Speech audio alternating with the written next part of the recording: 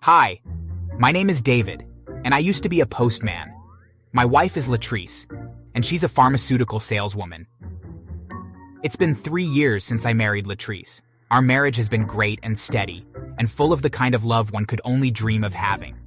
We've suffered some road bumps along the way. I lost my job, and Latrice has really had to step up to provide for us.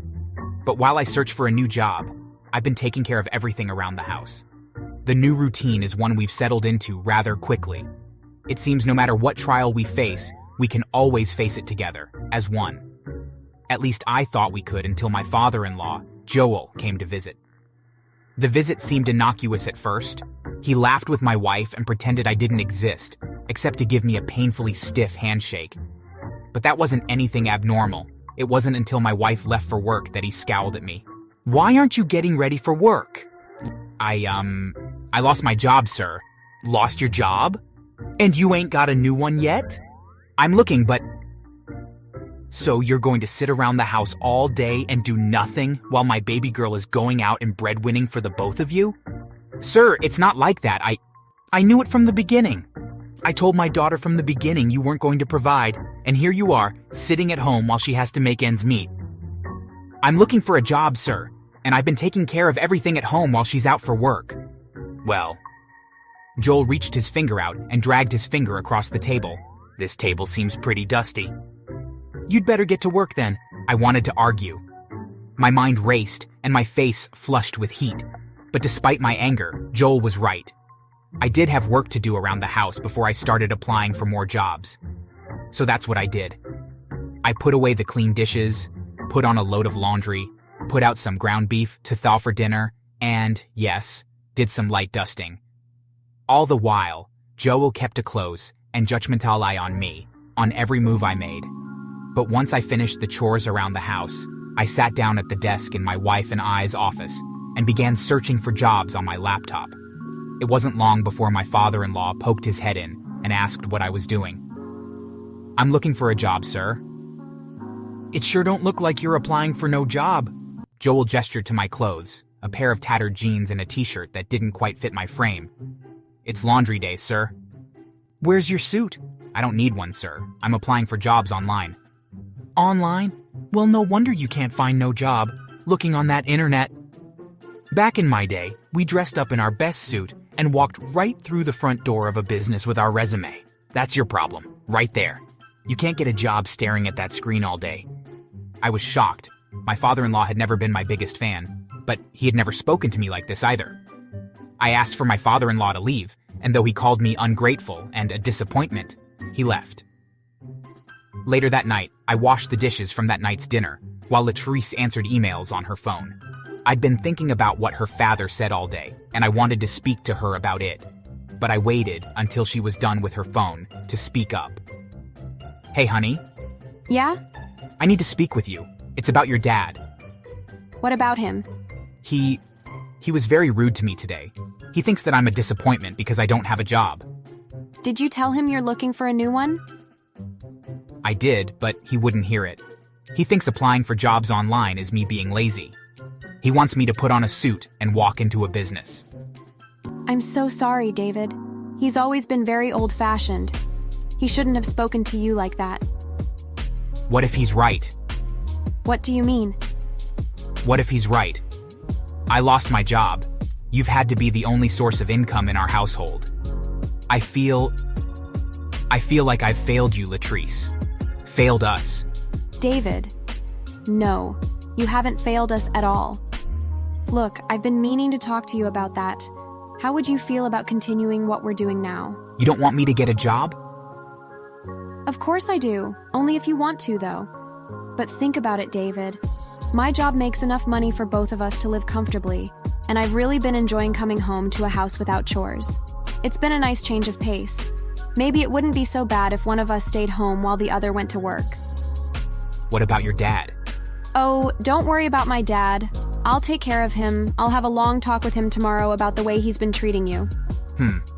So, what do you think? Is that something you would be interested in? Why don't I sleep on it? I'll think about it and get back to you. Sure, David. Just let me know. Latrice's words kept me up all night, blinking wide-eyed at the ceiling and wondering what our future would look like without both of us contributing financially. She was right. Her job paid plenty. And since I'd lost my job, the house had never been cleaner. Maybe it wouldn't be such a bad thing to keep going the way we were. But above Latrice's voice in my head, another, much louder one haunted me. Joel's voice. It yelled at me, telling me I was a disappointment, a failure, all horrible things. That morning, Latrice and I shared a goodbye kiss, and she went off for work while I stayed, maintaining the house, running errands, and applying for jobs. The day had been quiet, but then a knock sounded at the door. It was Joel. He was furious, yelling at me for asking him to leave the day before. "You ought to know better than to treat your elders like that, boy." "Yes, sir." "Now come here. I got something to show you." Joel led me to his car, full of blankets and old food wrappers. There was also an old, musty suit laid across the back seat. He grabbed it and tossed it at me. I barely caught it in time. "Now you're gonna put that suit on, take your resume, and go down to that cleaning service down the road and ask for a job since you like cleaning so much." "What? Joel, what are you talking about?" "You heard me, boy, and don't come back to this house until you have a job. I don't care if you have to go door to door asking to clean people's houses. You don't come back to this house until I know you can provide for my daughter." I could only watch with the suit clenched in my hands as Joel ran into my house. I tried to follow him, but he shut and locked the door. I banged on the door and yelled for him to let me in, but he refused. His face appeared in the window. "You heard me, boy. Don't come back to this house until you got a job." "You mean my house?" "You mean my daughter's house." I tried to grab my phone, but it wasn't in either of my pockets. I had left it inside the house. There was no way for me to contact Latrice. I had been kicked out of my own house by my own father-in-law. I was too shocked to be angry. So, with no other place to go, suit still in my hand, I walked down the street all the way to the nearest cafe, biting back the tears welling in my eyes. When I arrived at the cafe, I set the suit down on the seat next to me and placed my head in my hands. Hours passed of me, trying not to cry and hoping my wife would follow her usual routine. Thankfully, she did. She walked into the cafe at the same time she always said she did. But when her eyes locked with mine, her eyebrows furrowed and she approached me. David? "Hey, honey." What are you doing here? Is that my dad's suit? "Your dad kicked me out of the house. What? He said that if I don't get a job, I can't come back to the house." But I spoke to him this morning. You know what? No more of this. Come on, we're headed home. "What are you going to do?" Remind my dear old father that I married you and not him. Latrice drove us back home. I couldn't shake the guilt that she had to spend her break dealing with this instead of getting her afternoon snack and coffee. But her face was so filled with rage, and I recognized from all our years together that when she's that angry, the best thing I could do is let her do her thing. When we arrived at the house, Latrice slammed her fist against the door, demanding her father to open up. When Joel came to the door, his face was set with the same expression as my wife's. "Did your husband get a job yet?" You listen to me. I am tired of you treating my husband as less than because he doesn't have a job. I don't care how things were done back in your day. Times have changed, Dad. David is looking for a job, and if he isn't, that's fine too. I told him he could stay home and handle the household chores while I work if he wanted to. "Now why would you do such a foolish thing? It's not foolish, Dad. David and I are a team. We don't have to both work. My job makes enough money for both of us, and if David wants to stay home, he can do that. If he wants to get a job or 2 or 3, he can do that too. It's not about providing, Daddy. It's about taking care of each other. You may not approve of how we do things, but shouldn't you just be happy that David treats me right? Shouldn't you be happy that I come home, tired from work every day, to a home-cooked meal, to a clean house, to a smiling husband that's going to watch movies with me until we fall asleep together? You never did that for Mom. You went to work, then went home and went to sleep. You never spent time with her, and that's why she left. I was stunned. I had never known this about Joel. I remembered Latrice's mom had been sad apart from Joel at our wedding, but had never thought much of it. Joel's eyes welled with tears, and his jaw set. "I'm sorry, but I did everything I could to take care of you. That's why I worked so many hours, why I couldn't spend much time with you or your mother. I did that so you would have a roof over your head, food in your stomach." I know, Daddy, and I appreciate that. But I would have gone hungry if it meant I actually got to spend time with you when I was younger. I'm a grown-up now, Dad. I'm not going to go hungry if David doesn't have a job. My job is great. I don't need a silent provider. I need a partner. Someone who's always there for me. That's what David is. Maybe you're right. I'm so sorry, sweetheart. I don't want your apology, Dad, but I think you do owe one to someone else.